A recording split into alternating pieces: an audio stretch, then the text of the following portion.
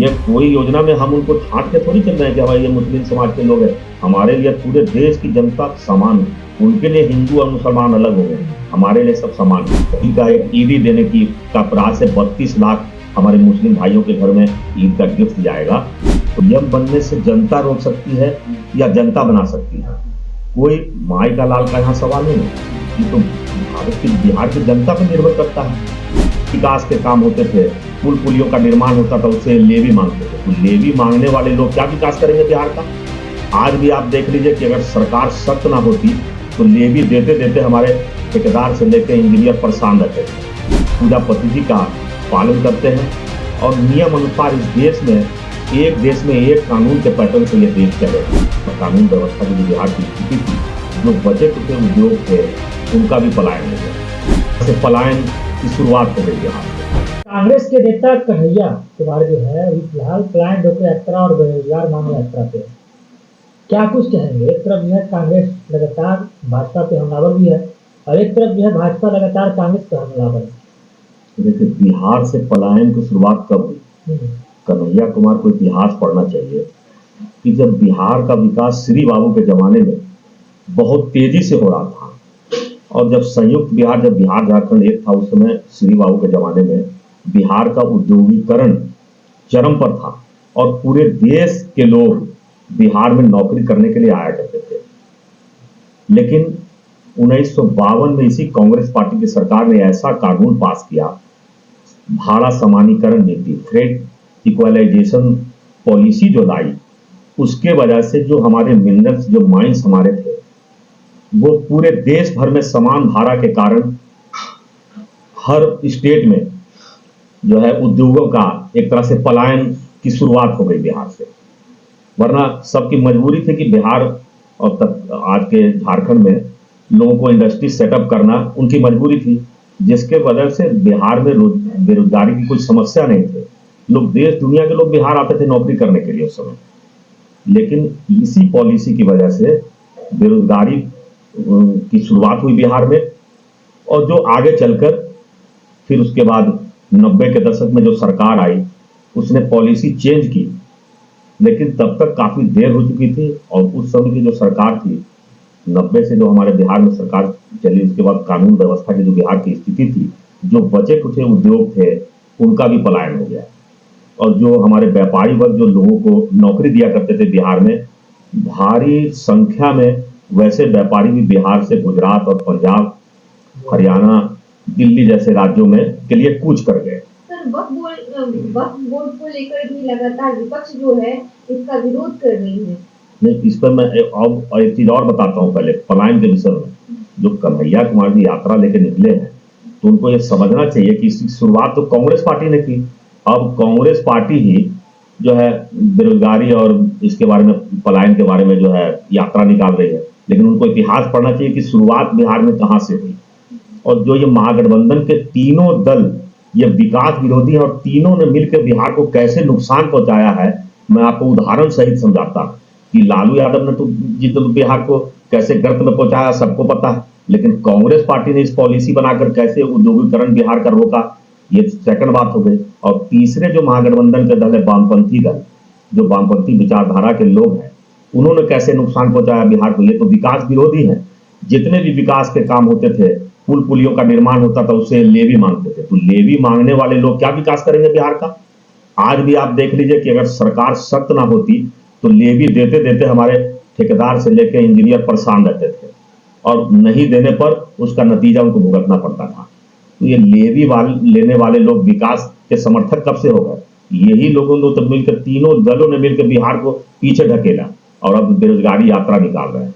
तो ये जनता को सब पता है कि कौन विकास विरोधी और कौन विकास का समर्थक है। भारतीय जनता पार्टी की जहां भी सरकार रही, आप उदाहरण उठाकर देख लें, चाहे हरियाणा की सरकार हो, महाराष्ट्र में हो और गुजरात, तो इस देश के लिए एक उदाहरण है कि किस तरह से गुजरात का विकास नरेंद्र मोदी जी की सरकार ने किया। और सारे भारत के लोग गुजरात नौकरी करने के लिए जाते हैं। जो ये स्थिति उन्होंने अपने जो है 13 साल के शासनकाल में गुजरात की स्थिति यहाँ तक पहुंचाई है। तो ये विकास विरोधी लोग हैं। अब यात्रा निकाले, उससे आम जनता में, इनके बारे में आम जनता को पता है, इसलिए इससे कोई फायदा नहीं। लोक बिल को लेकर भी लगातार विपक्ष जो है इसका विरोध कर रही है। देखिए, विपक्ष का जहां तक सवाल है, पूरी तरह से विपक्ष तुष्टीकरण की नीति पर चल रहा है। ये देश सबों का देश है। यहाँ सभी धर्मावलंबी अपने अपने अनुसार अपने जो है पूजा पद्धति का पालन करते हैं और नियम अनुसार इस देश में एक कानून के पैटर्न से ये देश चलेगा। अब कोई खास धर्म के लिए एक खास बिल लाना, ये अन्य धर्मों के लिए के बारे में भी जो मैसेज गलत जाता है, क्योंकि आप आज अगर वक्फ बोर्ड के को अधिक शक्तियां देते हैं खास धर्म विशेष के आधार पर, तो पहले तो बोर्ड का निर्माण होता नहीं है। तो अगर उसमें आप किसी धर्म विशेष के लिए बोर्ड का निर्माण करते हैं कि ऐसा उनको शक्ति प्रदान करते हैं कि वो कहीं भी जमीन को कब्जा कर सकते हैं, किसी भी जमीन पर झंडा गाड़ सकते हैं, तो ये स्थिति देश के लिए बढ़िया नहीं है। ये आगे चल के और विवाद का कारण बनता।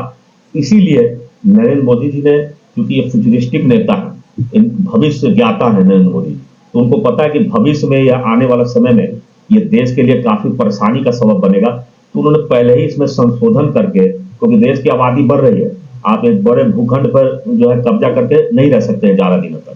सर, विपक्ष के द्वारा जो कहा जा रहा है कि भाजपा के द्वारा जो है कहीं ना कहीं जमीन को, जो वक्फ बोर्ड का जो जमीन है, वो हड़पने का प्रयास किया जा रहा है। नहीं ऐसा, और इसके लेकर गर्दनी बाग जो पटना के है, वहाँ पे आज धरना दे रहे हैं वक्फ बोर्ड के लिए। भाजपा या कोई भी जमीन कब्जा नहीं कर सकती है, क्योंकि ये देश कानून के राज से चलता है। आपको किसी भी प्रकार की परेशानी होगी खड़ी, तो सुप्रीम कोर्ट, हाई कोर्ट, इस देश में कानून का शासन है, ये आपका सबका द्वार खुला है, आप वहां जाके जो है अपील कर सकते हैं। देश तो कानून से चलता है ना। आपके लिए स्पेशल कोर्ट बनाने का मतलब है, वक्फ बोर्ड का स्पेशल जो है कोर्ट बनाने का मतलब है कि इस देश में एक पैरेलल सरकार आप खड़ा कर रहे हैं। सर, एक और चीज, सर बीजेपी लालू प्रसाद यादव का एक बयान था सर कि किसी में कोई कितना भी मतलब कोई माइकालाल नहीं रोक सकता है बीजेपी को सीएम बनने से। लालू यादव ने ये कहा है साफ तौर पे। सीएम बनने से जनता रोक सकती है या जनता बना सकती है, कोई माई का लाल का यहाँ सवाल नहीं है। ये तो भारत की, बिहार की जनता पर निर्भर करता है। तो ये तो जनता के हाथ में ताकत है। और हमारे बात में हम लोग सुन हैं, अगर जनता की ताकत जब हमारे पास आएगी तभी हम कोई भी सर्वोच्च कुर्सी पर पहुंच सकते हैं। तो ये ताकत जनता के पास है और रोकने की भी शक्ति उनके पास है और बैठाने की शक्ति उन्हीं के पास है। सर, अभी अल्पसंख्यक को लेकर जो है मुस्लिम को जो है मोदी सौगाते मोदी दिया जा रहा है, सौगाते मोदी दिया जा रहा है, ईदी दिया जा रहा है, कैसे देखते हैं इसको? देखिए, मोदी जी ने अपने कार्यकाल में सबका साथ सबका विकास का जो उन्होंने नारा दिया है, वो ऐसे ही छदम नारा नहीं है। आप उदाहरण उठाकर देख लें, मेरे पास पूरी डिटेल्स है। ये तो मान लिया ईद का एक ईदी देने की का प्रास है, 32 लाख हमारे मुस्लिम भाइयों के घर में ईद का गिफ्ट जाएगा। तो ये तो एक चीज है, लेकिन उनकी जितनी भी योजना है, आप मेरे पास डिटेल्स है। आप जनधन खाते जो खुले हैं पूरे देश में, 17 लाख खाते खुले, जिसमें बिहार में लगभग 2.5 लाख खाते खुले। उसमें मुस्लिम समाज के खाते नहीं खुले क्या? उसमें लगभग 8 लाख से ज्यादा मुस्लिम समाज के जनधन खाते खुले बिहार में। अब और मैं डिटेल देता हूं आपको। और बिहार में आयुष्मान योजना के तहत जो कार्ड बने, पूरे देश भर में 5 करोड़ के लगभग अभी तक कार्ड बन चुके हैं, जिसमें बिहार के हिस्से 50 लाख आयुष्मान कार्ड बने। तो उन 50 लाख में मुस्लिम परिवारों के भी लगभग 4.5 लाख की करीब संख्या। सर, अब इसी बयान पे अखिलेश यादव का बयान आया है कि भाजपा का हृदय परिवर्तन है या भाजपा का जो है वोट का जो परिवर्तन है। हम शुरू से मुस्लिम समाज के लिए जो भी योजना बना रहे हैं ना, उसका लाभ उनको भी दे रहे हैं। ये कोई योजना में हम उनको छांट के थोड़ी चल रहे हैं कि भाई ये मुस्लिम समाज के लोग हैं। हमारे लिए पूरे देश की जनता समान, उनके लिए हिंदू और मुसलमान अलग हो गए, हमारे लिए सब समान है। तो जितनी भी योजना है, जैसे अब प्रधानमंत्री आवास जो मिल रहा है, तो आवास में भी मुस्लिम समाज के भारी संख्या में लोगों को आवास मिली है। तो हर योजना का लाभ उनको हम दे रहे हैं।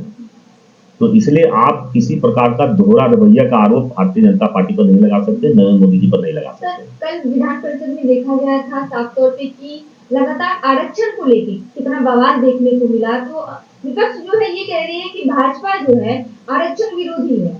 कभी नहीं बोल सकती है, इसलिए ये सब झूठा दुष्प्रचार है। हम आरक्षण के 100% समर्थक हैं। इसलिए ये सब झूठ का पुलिंदा जो ये लोग चला रहे हैं। लेकिन हम मानते हैं कि केवल आरक्षण से सब लोगों की गरीबी नहीं दूर हो जाएगी, सबों को रोजगार नहीं मिल जाएगा, क्योंकि आरक्षण जहां नौकरियां हैं उसी में ही आरक्षण मिलेगा। तो नौकरियां सीमित है, तो हमें तो सबका भला करना है ना, सबको नौकरी से जोड़ना है, सबको रोजगार देना है। तो अब मान लिया 10 लाख सीट हैं और 10 लाख, लेकिन नौकरी पाने चाहने वाले लोग 1 करोड़ हैं, तो उस 10 लाख में आप आरक्षण के माध्यम से कुछ लोगों को जो है आगे बढ़ा सकते हैं, लेकिन बाकी जो हमारे 90 करोड़ लोग, 90 लाख लोग बचेंगे वो कहाँ जाएंगे? तो हमें लिए तो स्वरोजगार पैदा करना है, रोजगार की संख्या बनानी है, उद्योगीकरण बिहार का करना है, और विकास जब काम होगा तो सबको रोजगार मिलेगा। केवल एक खास लोगों को रोजगार देने से सबका भला नहीं होगा, इसलिए सबको रोजगार मिले, सबको दाल रोटी मिले, इस पर एनडीए सरकार काम कर रही है, मोदी सरकार। बहुत बहुत धन्यवाद सर।